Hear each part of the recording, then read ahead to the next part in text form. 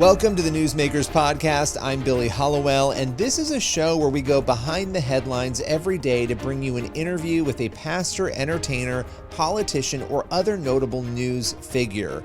And this is a show, again, it's daily, but it's based on our weekly TV show, which is also called Newsmakers. You can watch it on the CBN News channel and also on our YouTube page. And on this show, every day, we dive deep. It's a little more longer form with one of the people who you will often see on our Newsmakers show or across the CBN News platforms. On today's Newsmakers, we welcome Hersh Goldberg to the show. She's been on a nonstop mission to bring back her son from Hamas captivity. He was taken hostage on October 7th while at the Nova Music Festival. Hersh has been an outspoken advocate for the hostages and really has worked diligently to bring back her son. With no further ado, let's hear Hersh share her story, update us on where the family currently is, and the reaction they had to a recent video showing proof of life for Hersh. With no further ado, here is Hersh Goldberg.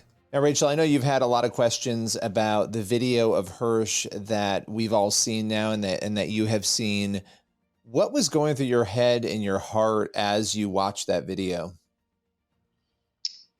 Well, it was a very surreal experience. After 201 days, to suddenly hear Hersh's voice was just unbelievable, indescribable, and to see him moving. And obviously, it was, as a mother, it was very hard to see. He's clearly in a very fragile medical and compromised medical state. It was the first time that we're seeing him with the stump of what used to be his left forearm and hand. Hersh and I are both left-handed. And to see that injury, the severity of that was very difficult. And to see, the before and after is so stark to see. He was so pale and he had bruising on his forehead, but to hear him and to see him and he's alive, which I, was believing he was alive, but to have this proof of life, and then to have hundreds of thousands of people writing in and, celebrating that he is alive was really overwhelming, and we were extremely grateful, even though it was hard. Yeah, such a mixture of emotions. I think back to October, you and I first connected. Our first interview was back in October, and I remember how hopeful you were in the midst of, it had just been a couple of weeks since everything had happened on the 7th. What has kept that hope alive? Because you have exhibited hope consistently. You have fought. You have had an audience before the Pope, before the President of the United States, before world leaders, the UN. And what has kept you going throughout all of these months? I think a lot of it purely is this primal, innate, very natural, reflexive, almost animalistic response when you think that your offspring or that your loved one is in danger. I think this is very much what any parent would do for their child. It's just that, thank God, probably 99.99% of the planet never has to go through what kidnapped families have to go through. So a lot of it is, I think, simply the natural response that a mother or a father has when their child is in danger. You and I have talked before about the power and strength of having faith.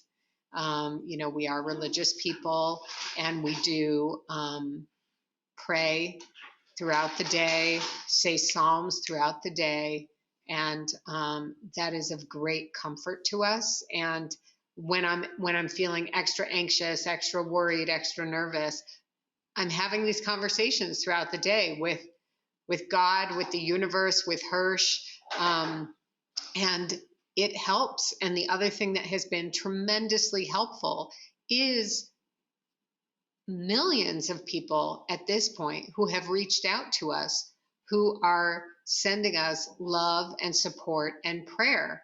And the fact that they are, I will say, especially, I mean, they're from all different types of people, from all different kinds of backgrounds, but our Christian friends and neighbors have been above and beyond exemplary in terms of their outpouring of love and support and prayer for Hersh and the other 131 hostages.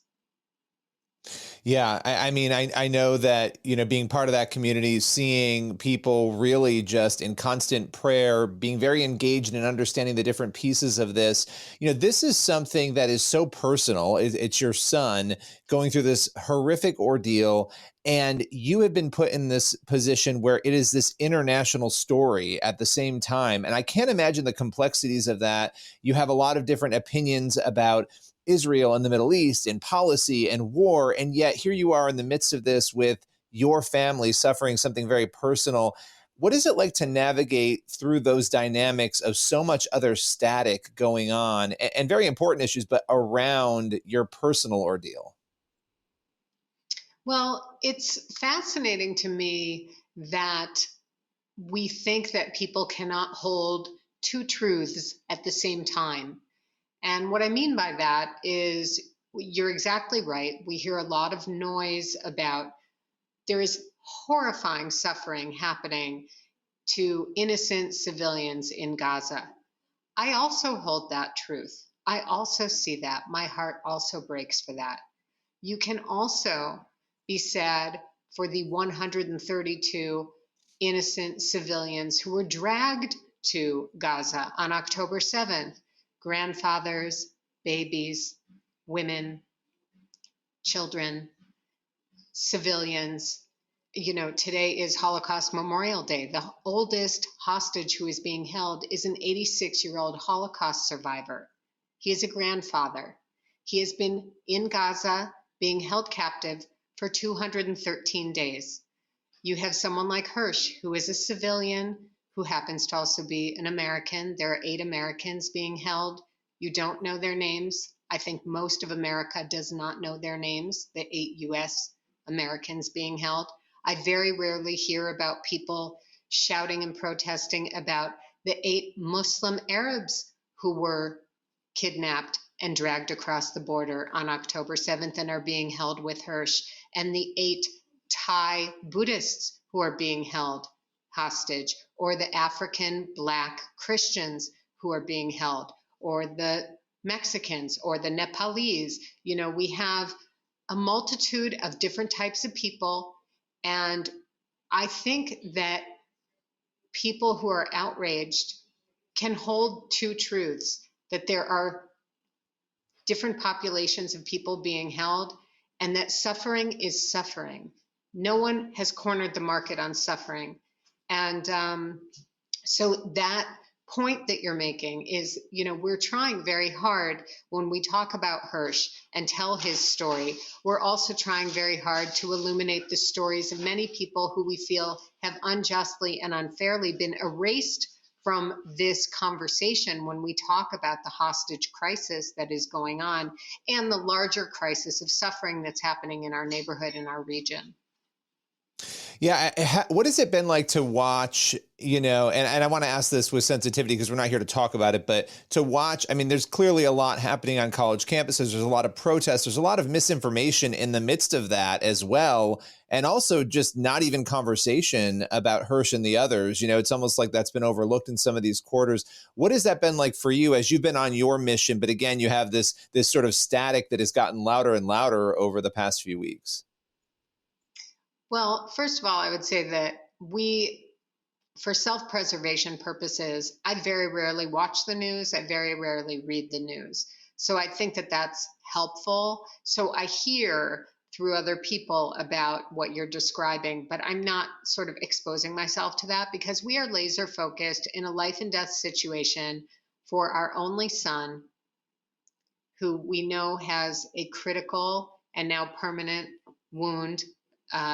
He will never have a left hand. for the rest of his life. Hopefully he will get a prosthesis.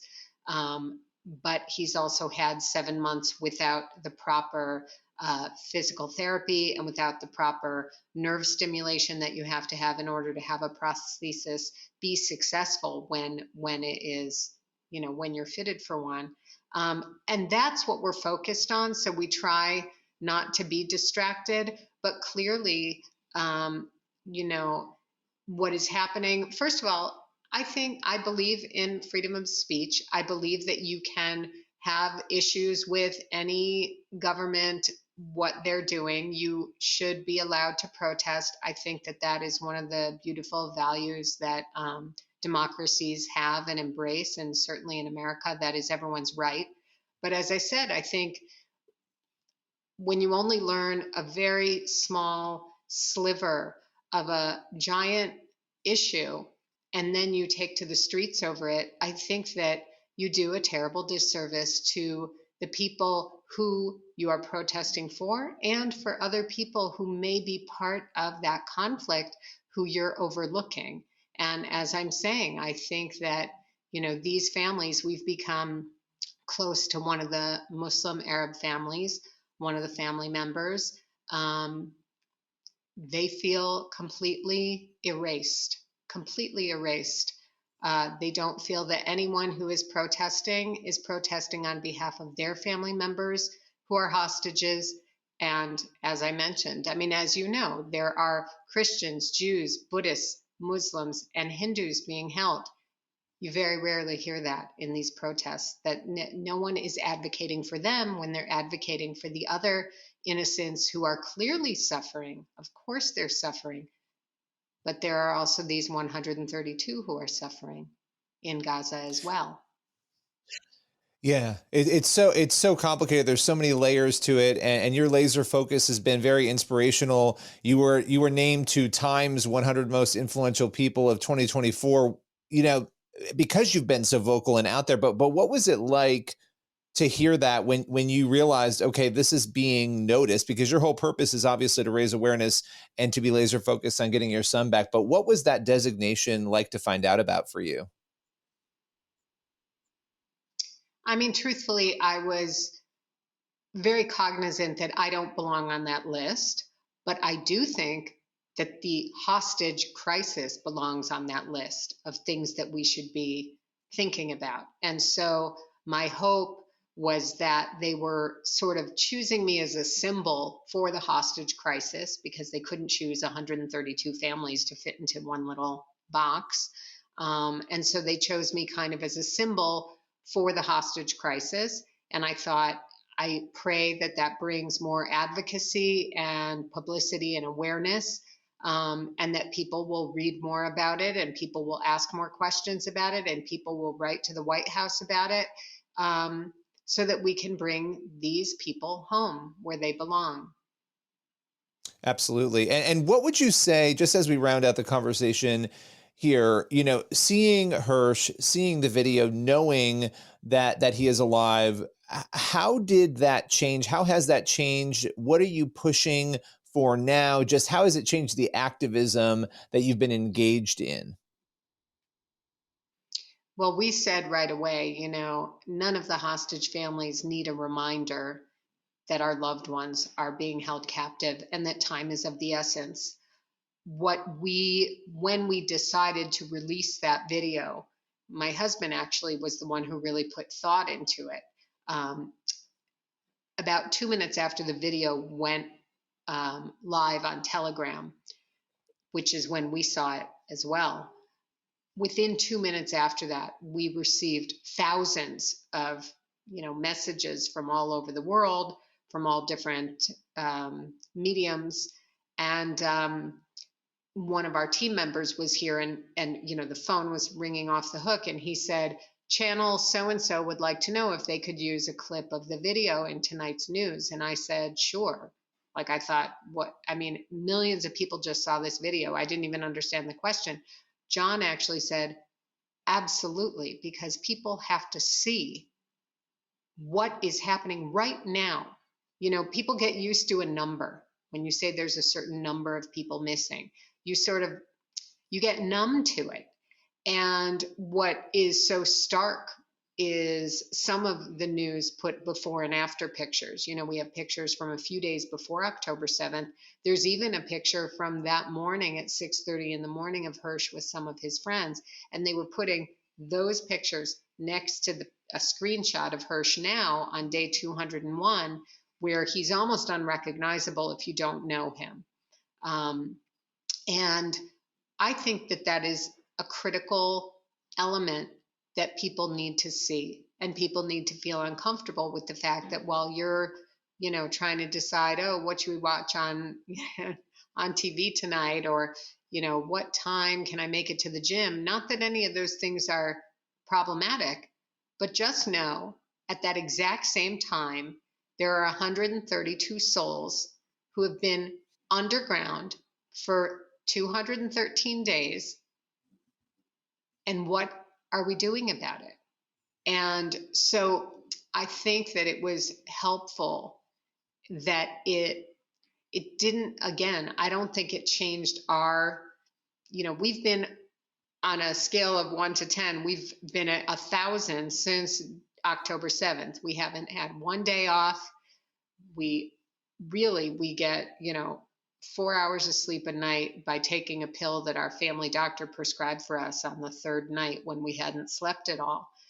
And we wake up every day and we start all over again, and we work and we run. Our friend Ruby Chen said that every day you sprint a marathon. And that's what we're doing, all the hostage families. But now I think with that video, the rest of the world and people like you, people who are caring, supportive, loving, and faithful people are reinvigorated and really want to help. They know, actually, someone right before I just got on with you, someone sent me, there's graffiti everywhere in Israel now that says Hersh lives. Hersh lives. Wow. Wow. And you know, it is making people feel more, I hope, a fire under them, and especially the negotiators, who I think have in some ways, you know, gotten numb. They're working hard, they're leaning in, I hope and pray, but you know, you get used to things that you're dealing with. And for us, we'll never get used to it. We will not stop until we get our boy home and we get the other 131 human cherished souls home, period. You know, you're an inspiration, and I appreciate you taking the time. I know you have been working, as you said, day in and day out, and making some time for us today to talk about Hersh. Appreciate you joining us. Thank you so much for having me. And I can't thank you and your beautiful community enough. It means the world to us. And I am telling you, we feel it. I always wondered when I pray for someone, I thought, I know that like the person the being that I'm addressing it to is receiving the prayers, but I always wondered, does the person feel the prayers? And I want you to know, and your incredible community to know, we feel it, we need it, we appreciate it, and we are so grateful to you. So thank you. Well, that's amazing. And it's a reminder as we close for people to continue praying for Hersh, for all of those who are in captivity, and for your family and the other families as well. Appreciate your time today. Thanks so much, Billy. That's all for today's Newsmakers podcast. Be sure to tune in for the next episode of the show, and also head over to the CBN News YouTube channel and the CBN News channel to watch Newsmakers every week. We'll see you soon.